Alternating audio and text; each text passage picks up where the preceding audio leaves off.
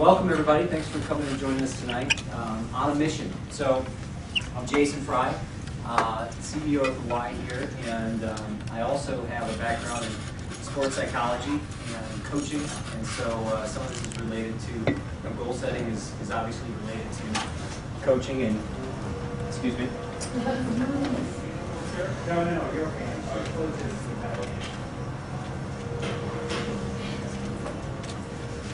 So,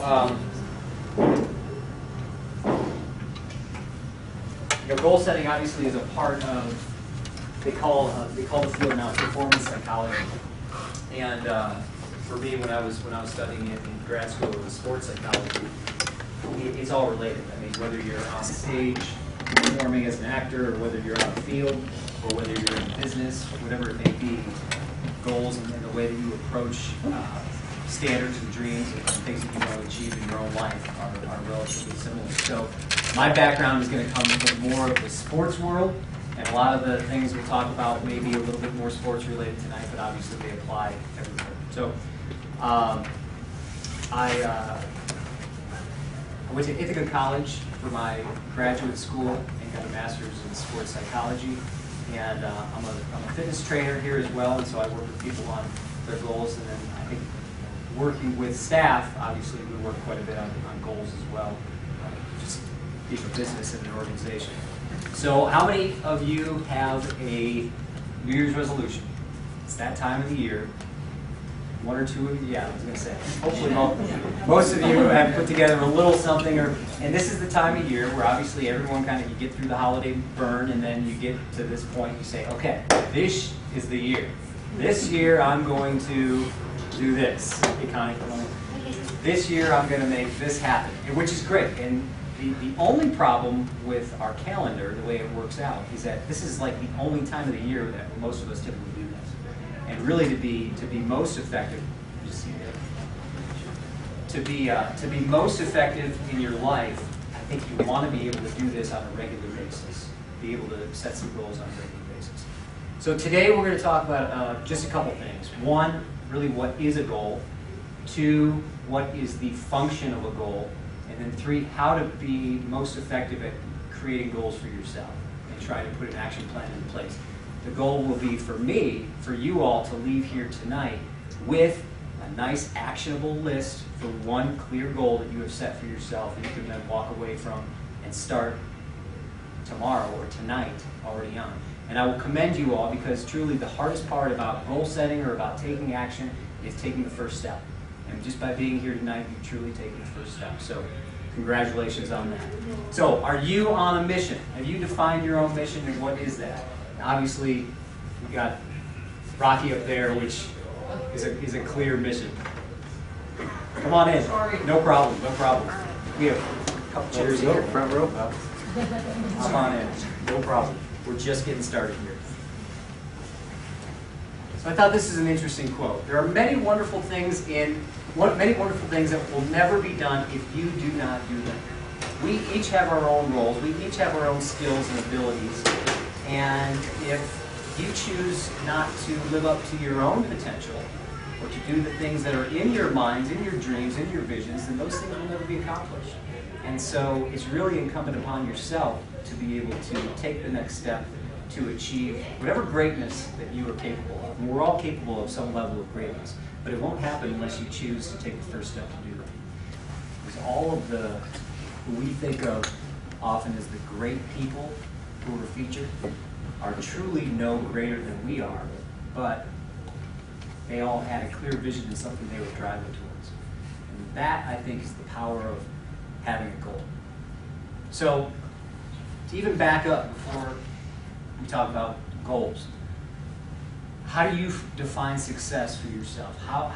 What you consider success to be is probably the first step in then moving towards how you want to set a goal, and how you then essentially are going to evaluate whether or not you achieve that goal, whether that goal is successful for you. So my favorite definition that I've seen is by John Wooden, saying that success is peace of mind that is the direct result of self-satisfaction, knowing that you did your best to become the best that you're capable of becoming. pretty much sums it up. And if you know, it goes to the quote that was in the video. If you can look your teammates in the eye, or your loved ones in the eye, or your friends, or whoever they may be in the eye, and you can tell them the truth, that truthfully you have done everything you can do to reach your goal, or to reach what you set out to do, and that is success. So a goal, what is it? There are a lot of different definitions of it, but what I like to define it in terms of what it actually does. It provides direction, similar to driving a car. I mean, how many of you have just been in a car and just sort of aimlessly wandering in your car, not knowing where to go, or been in a new city and you're just kind of, you don't have the lay of the land, you don't have a map or anything, or you don't have a true destination, so you're just kind of wandering, taking things in. And there are times where that's probably fine, but in order to really truly get something done, you have to have that purpose and direction. It also gives you some focus. When you come into work every day, or when you get up out of bed every day, what is your focus? It might just be brushing your teeth to get started, but then what is your next focus to get you through, to get you onto your mission for that day? And then it creates a course of action, and through that action, through taking action steps, you actually then create something. Whether it is a new training program for yourself, whether it is losing pounds and creating a healthier body, whether it is perfecting a jump shot, or whether it is motivating a staff that you work with, or several employees, you end up creating something through your actions. So ultimately, those goals will lead to the creation, the formation of something.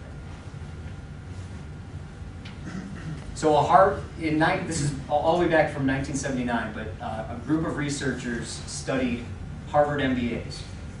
And you probably all know how, you can imagine how difficult it would be to be admitted into the Harvard MBA program. Probably one of the most competitive programs, and only takes the most top-notch individuals from high schools, prep schools around the country, right? In 1979, they surveyed the whole class of Harvard MBA students and found that 84% going into their MBA program had no goals whatsoever. Remember, these are still top talented kids. 13% had some goals but weren't committed to paper, and then 3%, just 3% of that group had very, very clear, specific written goals, and then even the plans to go along with how to accomplish them. Okay, so the results from that study. The 13% who had goals earned twice as much, 10 years later, earned twice as much as the other 84% that did not have goals. The 3% who had clear written goals earned 10 times as much the other two groups put together. So it's not necessarily that those 3% individuals were any smarter, were any more driven, but they were directed, they were guided. They had a clear intention in place and a plan in order to get it. So that is a good illustration of the importance of goals. All right, so let's get into some of the logistics of creating goals. And some of you have probably seen this analogy over and over again, called SMART. How smart are your goals? When you're going to actually set a goal for yourself, these are the things you want to keep in mind. First of all, specificity. You have to be specific in what you're asking for. So our minds, if you think of your minds, especially in childhood, and how impressionable kids are, kids' minds are unpolluted and are open to the ways of life and patterns and movements of our neurons traveling through our brains.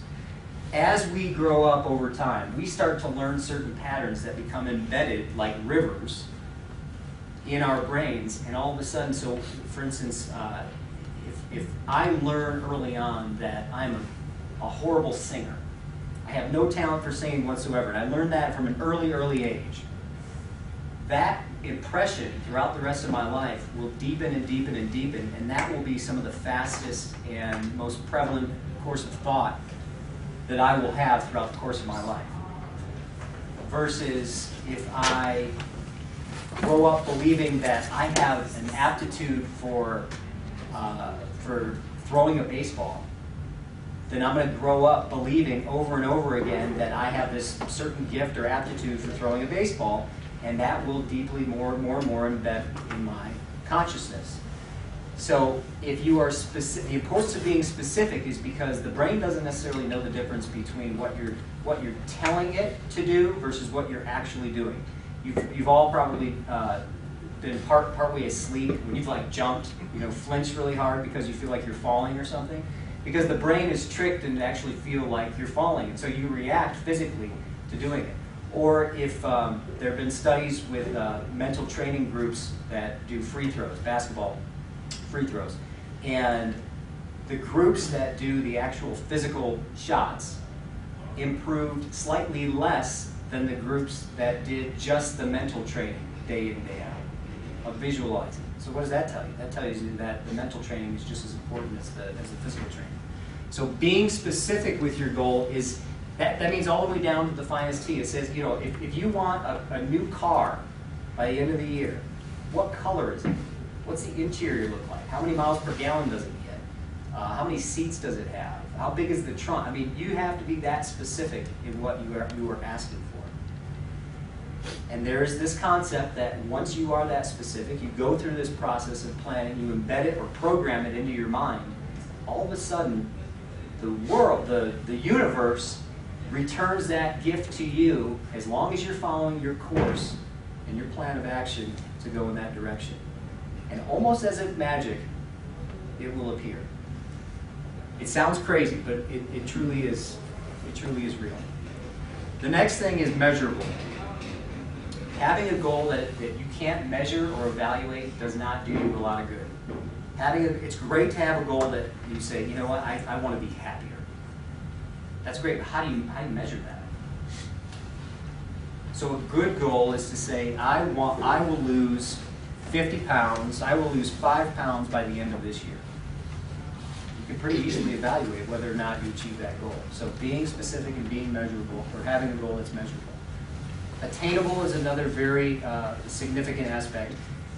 If you say right now, let's say that you work at a gas station, you're making $10 an hour, and you say by the end of this year, I want to make $1 million. Okay, I applaud you for thinking big. That's great, but what are your steps going to be? Are you just going to win the lottery, or how are you going to do this to attain that $1 million? Is it a feasible goal? That doesn't mean you can't set big goals and stretch yourself, but it definitely has to be something that's attainable. I think one of the most important elements is this R, relevant. Relevant means, is it important to you and why? Is it relevant to your life, to your values that you carry forward in life, and why? And this goes along with something else I'll add, personal. If someone else is telling you this is the goal that you need to have, then that's not always the most effective way to go pursue a goal. It has to come from within you and be something that you're very, very passionate about in order to achieve it. So it has to carry relevance. And then time-bound is another critical element, and you've probably all heard this before, but set your time goals so that you can again go back and evaluate. Typically, most goals you want to set 1 to 3 years, really.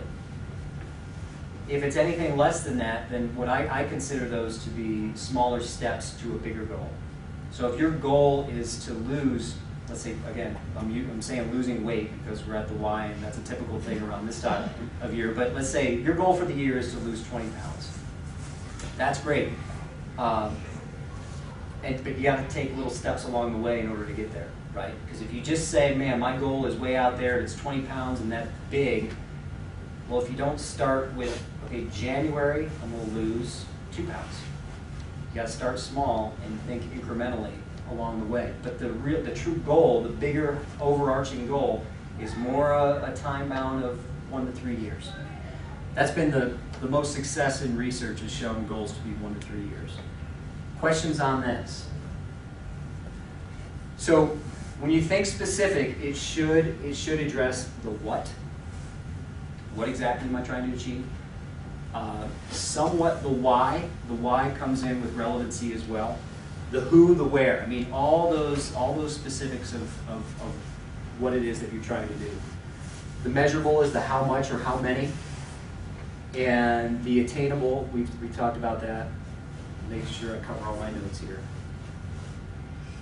Okay, yeah, so with time bound, again, setting those incremental. Time bound even goes to, when you talk about your plans, you start with today. And this today coming here might be the start to accomplishing your goal. But what am I going to do today to achieve my goal?